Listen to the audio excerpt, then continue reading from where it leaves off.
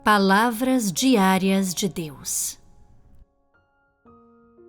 Palavras do Senhor Jesus aos seus discípulos depois da sua ressurreição. João, capítulo 21, versículos 16 a 17. Tornou a perguntar-lhe: Simão, filho de João, amas-me? Respondeu-lhe: Sim, Senhor, tu sabes que te amo. Disse-lhe: Pastorei as minhas ovelhas.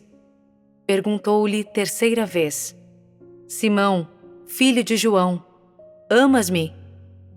Entristeceu-se Pedro por lhe ter perguntado pela terceira vez: Amas-me? E respondeu-lhe: Senhor, tu sabes todas as coisas. Tu sabes que te amo. Disse-lhe Jesus: Apacenta as minhas ovelhas. Nessa conversa, o Senhor Jesus perguntou a Pedro repetidamente uma coisa: Simão, filho de João, amas-me? Esse é o nível mais elevado que o Senhor Jesus exigiu de pessoas como Pedro após a sua ressurreição.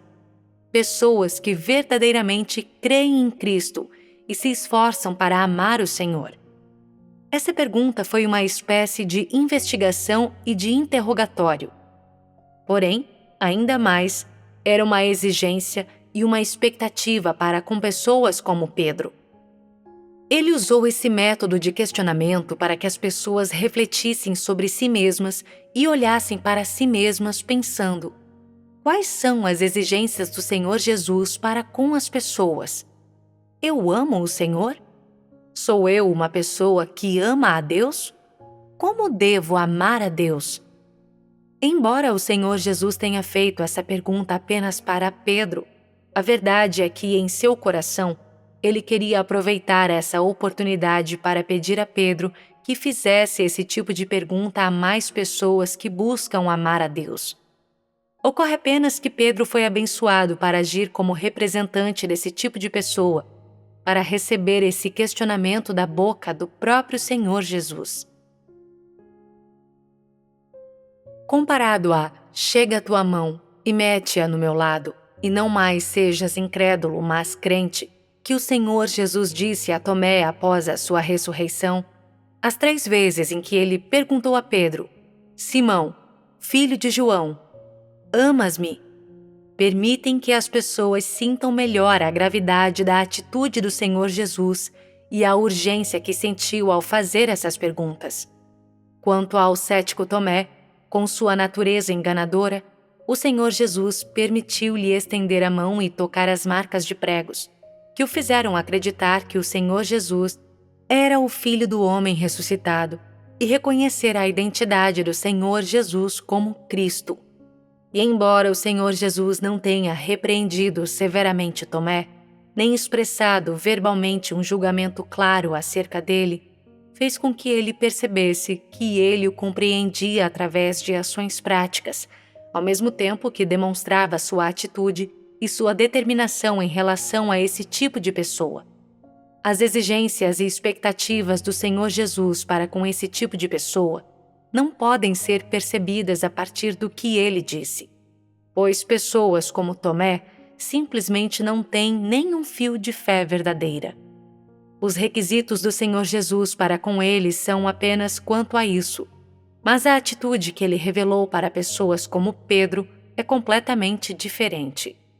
Ele não exigiu que Pedro estendesse a mão e tocasse nas suas marcas de pregos, nem disse a Pedro: não mais sejas incrédulo, mas crente. Em vez disso, ele fez repetidamente a mesma pergunta a Pedro. Foi uma pergunta instigante e significativa que não pode deixar de fazer com que cada seguidor de Cristo sinta remorso e também medo, mas também sinta o ânimo angustiado e pesaroso do Senhor Jesus. E quando elas estão sentindo grande dor e sofrimento, são mais capazes de entender a preocupação do Senhor Jesus Cristo e o seu cuidado. Elas percebem seus ensinamentos sinceros e suas exigências estritas de que as pessoas sejam puras e honestas.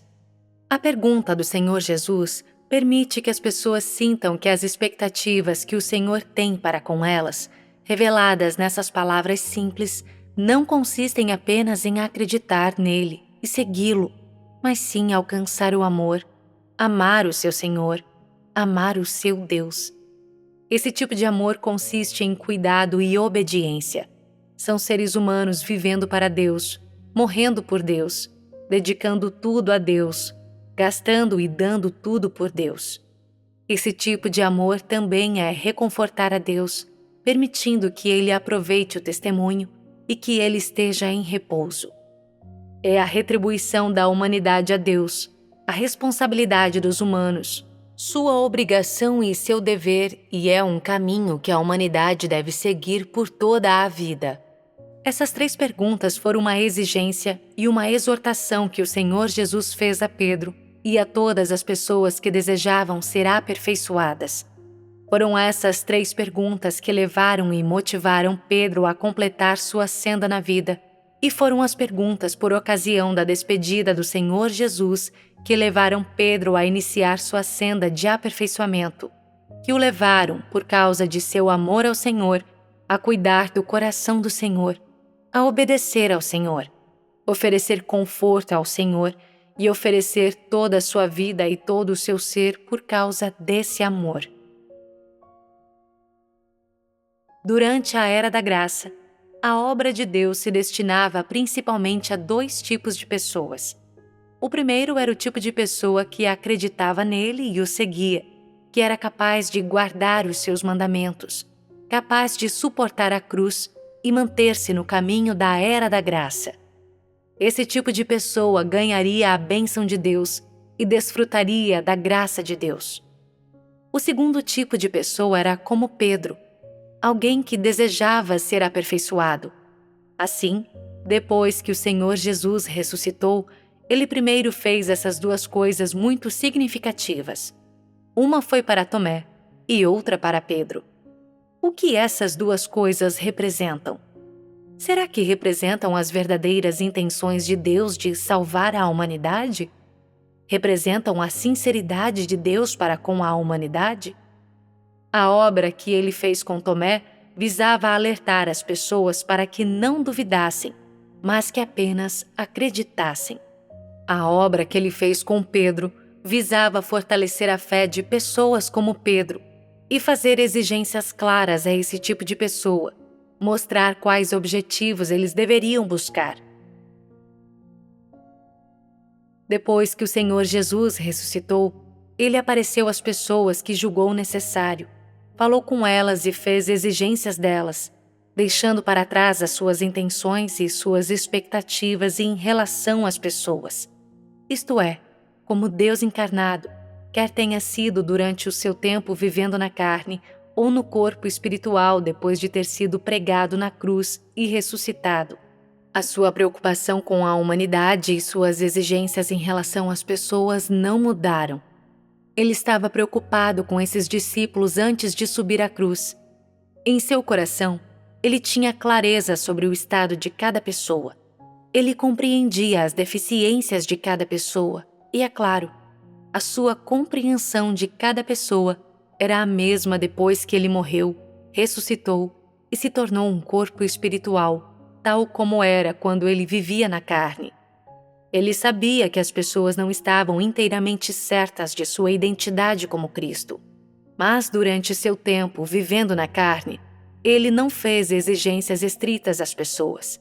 No entanto, depois que ele ressuscitou, ele apareceu a elas e as deixou absolutamente certas de que o Senhor Jesus havia vindo de Deus, de que ele era Deus encarnado, e ele usou o fato da sua aparição e sua ressurreição como a maior visão e motivação para os esforços da humanidade ao longo de toda a vida. Sua ressurreição da morte não apenas fortaleceu todos aqueles que o seguiam, mas também colocou sua obra da Era da Graça plenamente em vigor em meio à humanidade. E assim, o Evangelho da salvação do Senhor Jesus na Era da Graça se difundiu gradualmente por todos os cantos da humanidade. Você diria que a aparição do Senhor Jesus após a ressurreição teve alguma importância? Se você fosse Tomé ou Pedro naquela época e encontrasse essa única coisa na sua vida que fosse tão significativa, que impacto ela teria sobre você? Você veria isso como a melhor e a maior visão da sua vida de crente em Deus?